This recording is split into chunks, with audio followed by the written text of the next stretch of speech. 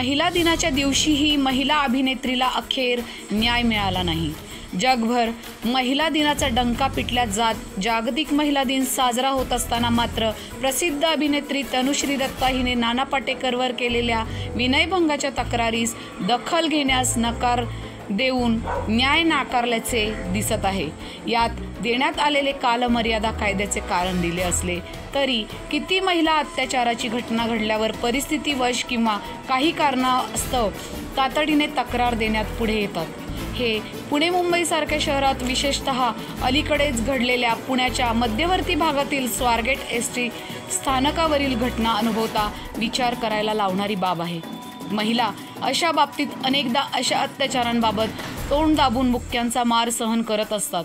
त्यात अगदी उच्च शिक्षित उच्च पदस्थ महिलांबाबत ऐकायला मिळत असते।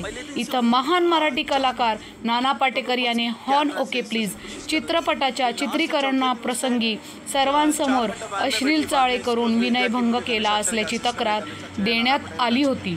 विशेष म्हणजे चित्रपटाच्या हॉर्न ओके प्लीज नावानुसार स्त्रीच्या शरीराच्या अवयवाशी सर्वांसमोर अश्लील छेडछाड करणे हे आमच्या भारतीय संस्कृतीला शोभते का हो, असा प्रश्न त्यावेळी भारतभर अनेकांनी आपल्यावर झालेले अत्याचार मी टू आंदोलनाद्वारे उघड केले होते।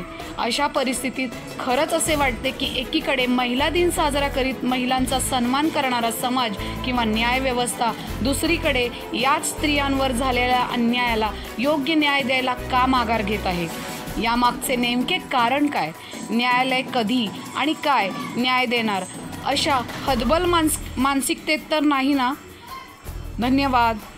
पुणे 24 न्यूज, जयश्री डिंबळे।